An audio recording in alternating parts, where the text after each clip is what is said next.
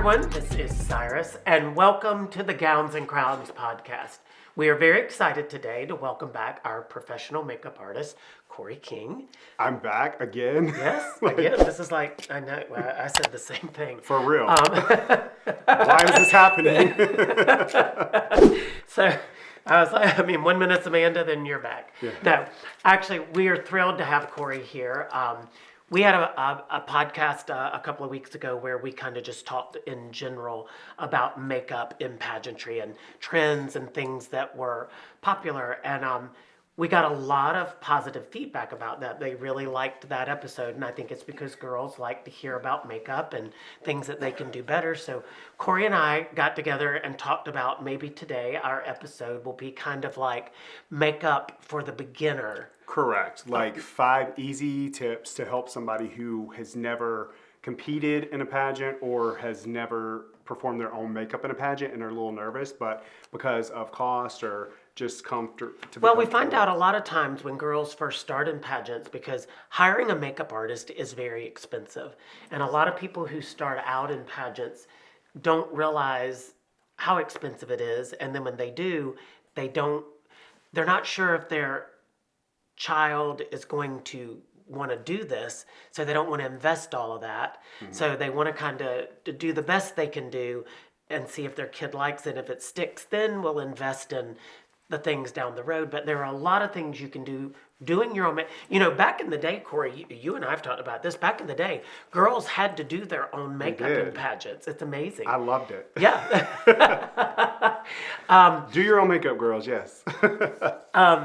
No, but now it's become the norm for girls to hire makeup artists. But if you're a beginner or you're not ready to make that makeup artist commitment, Cory has some great ideas of things you can do to shine on stage.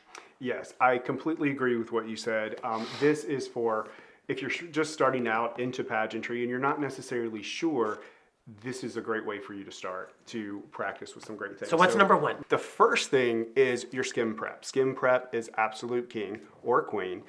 That is what is going to help your foundation and everything that you do with your makeup last longer and be better presented on stage. Skincare and skin prep is very important because Cyrus at his age is... Be careful. Another reason why we're divorced. No, but he's phenomenal. But skincare, I know what you're saying. Yeah, skincare is really, really important. I want to make a point. Real quick. He is great. Cory is correct about skincare at any age is so super, super important. And yes, someone at my age really should be taking care of their skin. But I spend a lot of time on camera. And so Cory, being a professional makeup artist, has helped me and Amanda have a really good skincare routine so that when we do get on camera, you're not having to reinvent the wheel. Correct. But it's the same thing as being on camera or being on a stage are exactly the same thing. If your skin sucks, then your makeup's going to suck. It's true because it's just like painting. That's your canvas. So if you're painting on a bumpy canvas or something like that, you need to make sure that you don't highlight it with something shiny because it's going to make it not look. Before we move on to number 2, can you give a recommendation of something, a good direction for girls to go in Absolutely. With a skincare routine? Absolutely. Always cleanse your face. Never go to sleep with your makeup on. And the other thing too is when you're starting out and you're going to be doing your stage makeup, a hydrating primer is going to be your best friend. That is what I would recommend doing unless you're oily. And then you can even use milk of magnesia and even put it, and if you have T-zones, you can just put it on there too, and it's going to help you with your oily skin, and your makeup is going to lay beautifully. Okay, all right. Number 2. All right, number 2 is stage-ready foundation. We want to build coverage, not build a cake. You do not want heavy, cakey, gross, for lack of a better word, foundation on. So it's too thick. Very too thick, and people can see it. It doesn't need to look like mud. One thing to know when you're competing on stage is the lights can wash your skin out, so you may want to go one shade darker than your current skin tone, and take it all the way down to your décolleté. So that way you're going to help you. It's going to really help you to show up on stage and not look washed out. You were talking about matching your foundation, and so that you're not washed out on stage. I hear you say it a lot. Address girls who tan their face before they're on stage. Okay, if you tan your face and you're naturally tanning, that is your choice. You shouldn't have issues, although I tell people to cover their face if they're going to be out in the sun or a tanning bed. It's easier to match that way. If you're getting a spray tan, personally, every makeup artist can be different, but I personally tell them not to have their face spray tan because it's disastrous sometimes. Yeah.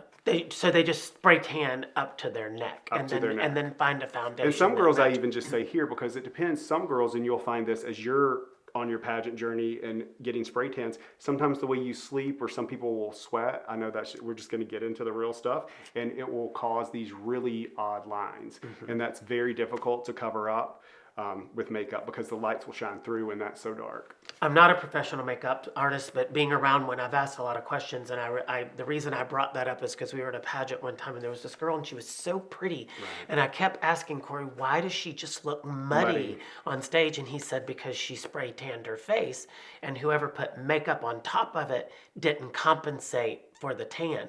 So her body was a pretty shade of tan, but then her face was just so muddy and tan looking, but she was so pretty. Beautiful girl, sad, but we all make mistakes. I mean, look at my hair today. I mean, things happen.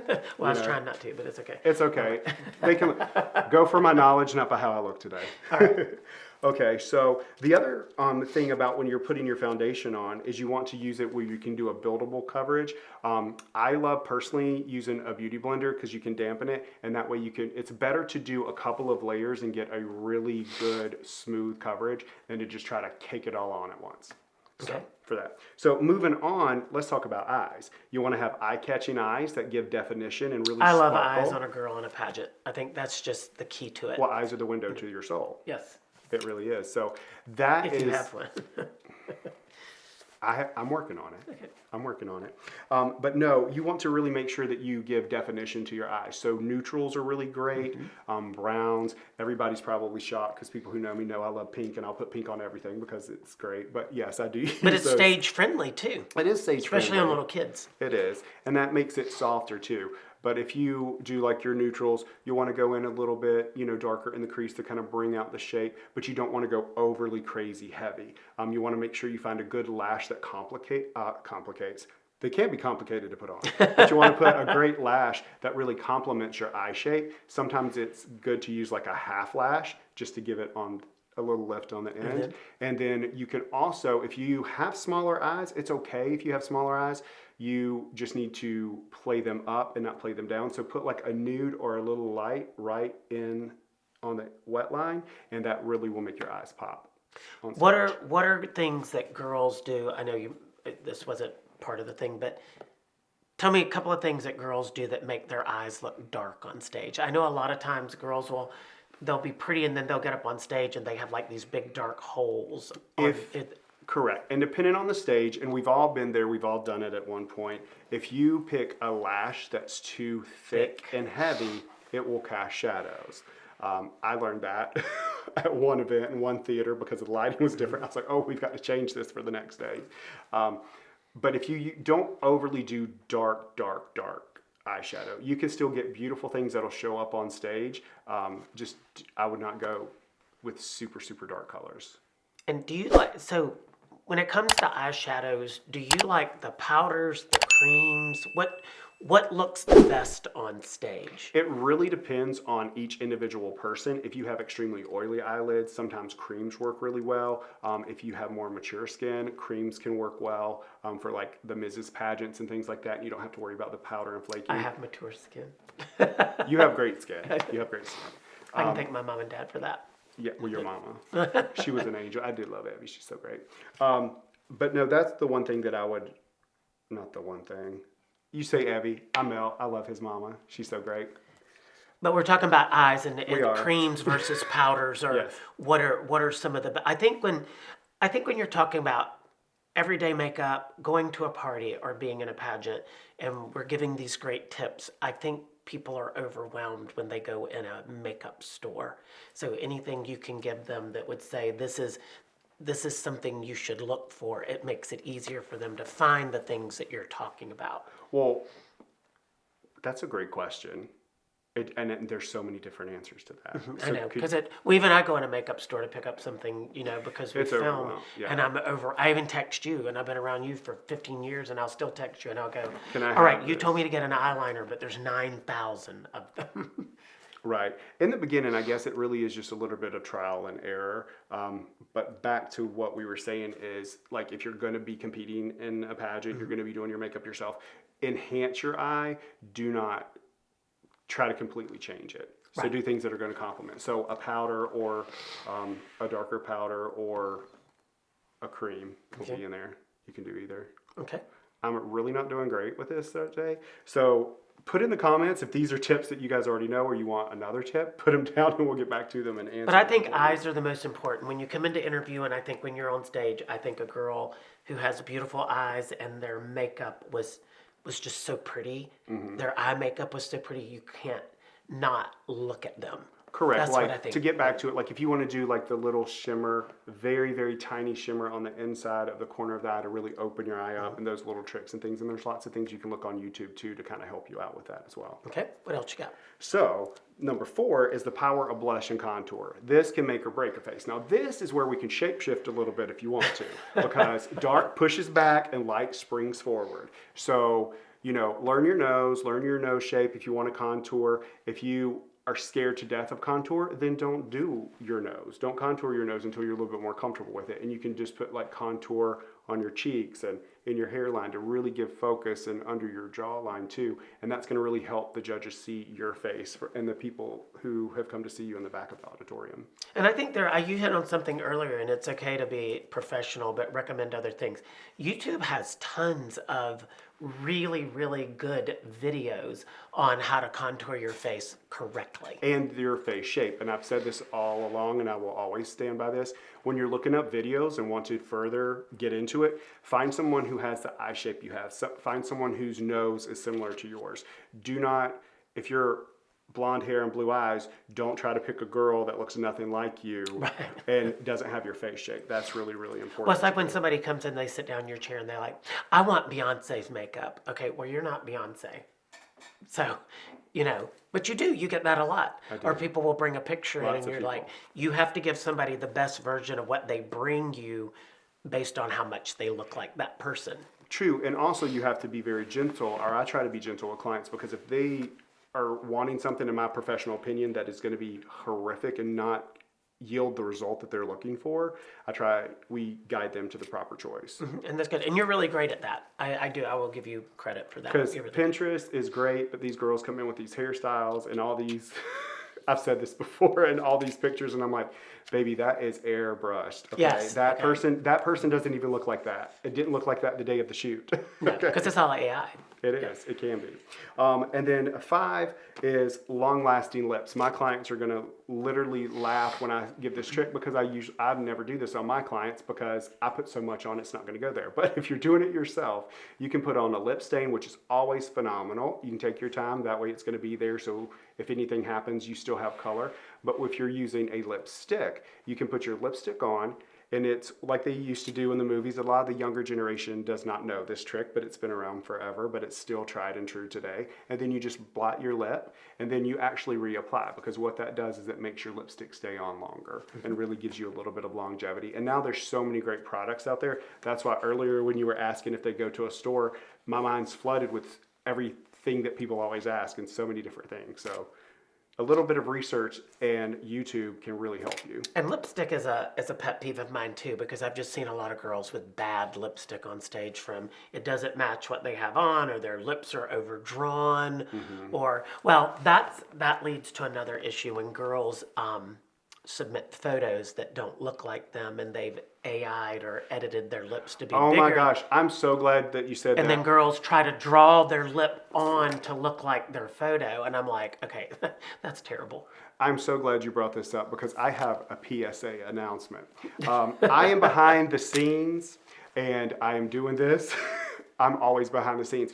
If you work behind the scenes and someone asked you to submit a current headshot, you need to do it. Because another reason why we are divorced, this one, promoting the podcast, submitted a picture from me when I was 27 years old. Oh, yeah. I am not trying. Well, it was the only photo I had. And it's true. And to be fair, he did ask me to submit another picture. And you didn't. And I just was busy and didn't think Another about reason it. we're divorced. True, because I just am not usually putting myself out there, so it just wasn't a big thing. And then so now I'm horrified because on our first podcast, that's my pet peeve is you're putting out a picture. So It does look like you, though. well, it did look like me, but anyway. Well, but I still think it looks like you. Or Well, that was really or I kind. wouldn't have submitted it. Well, that was really kind. But anyway, but yeah. But I had a deadline. He had a deadline, and he will not But stop. your makeup for looked anyone. great in it. I didn't even wear makeup then. No. That's what was sad. But I think it's important to, when you're giving girls these beginner tips, it is okay to want to do your own makeup. 100%. And some people are better when they have, it's just like an athlete, it's just like a famous opera singer. You have your ritual, you need to get in your headspace. And sometimes girls are social and they like to have a makeup artist and be around all these people and all the buzz and it energizes them. Some people are not like that. They're more solitary. Or they don't want to be in line waiting behind 6 other people. They would rather be in their room getting their self together and stuff like that. And that's true. And there's value in learning to do it yourself. Or if you're a young girl listening to this podcast today, you can get someone to teach your mom to do it. Cory won't brag on himself, but Cory is a great teacher. I've met a lot of makeup artists, and some I think they're great at doing it, but they would never be able to teach how they do it. Mm-hmm. Cory is great at teaching it because I've been able to sit on some of his classes or sessions with his clients, and I'm just like, wow, you're not just great at doing makeup, you're actually great at teaching it. And I think that's a wonderful skill set to have. But like we mentioned at the beginning of the podcast, back in the day, you had to do your own makeup. Mm-hmm. So, but I do know that it's a huge expense. And then until girls decide they want to make this a full-time hobby, they need to kind of learn how to do it on their own. Mm-hmm. I also think it's always beneficial. It's never a bad thing to know how to do your makeup. That's what, in the modeling world, that's what our models do, because sometimes there's huge budget, but also some models, if they can do their own hair and makeup, they can still land really big contracts because they're so good at it that the money that they would pay the makeup artist, they pass on to the model. So, I mean, it's never a bad thing. I'm always pro that for my girls. And one tip, girls, this isn't just for beginners. This is for every girl competing in a pageant. Even if you have the financial resources to hire every makeup artist on the planet. And some girls do, and that's great. Try everybody. For every pageant until you find one that you love. I think it's important for you to take a class on how to do your own makeup, because one thing that hasn't changed, in 95% of the pageants, makeup artists are not allowed backstage. So when you smear your makeup or your eyelash comes off, don't call people melting down. You should be able to fix that on your own.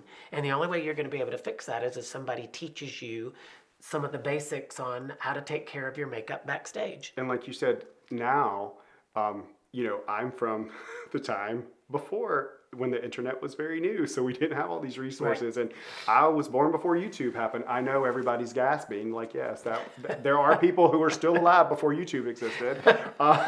So yay. But the resources that are out there now are so phenomenal that you can use to do that, to help you out.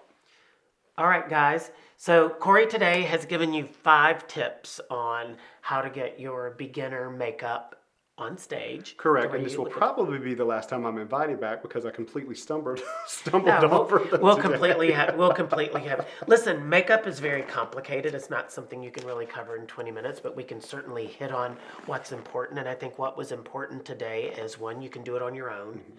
2, you've given them some tips on how to make things work for them on stage. 3, about how to tan and not tan your face, because I think that's super important. But at the end of the day, I think makeup is also fun.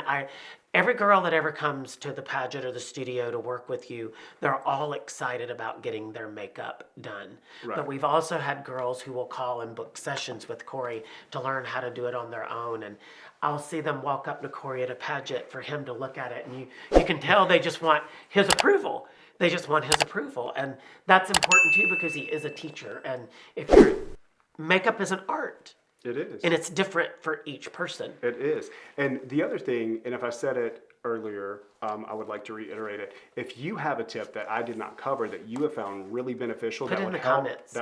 that would help another pageant contestant or somebody who's going to be doing something stage, put it in the comments and we'll help and share the love. So remember, the most important thing that came out of today is wash your face and get a good skin regimen, because your makeup's only going to be as good as That's the cloth. canvas it's on. Yep, that's good. All right, this is Cyrus, And Cory. and thank you for attending another one of the Gowns and Crowns podcast. And like we always say, it is a world of beauty and a universe of possibilities. We'll see you next time.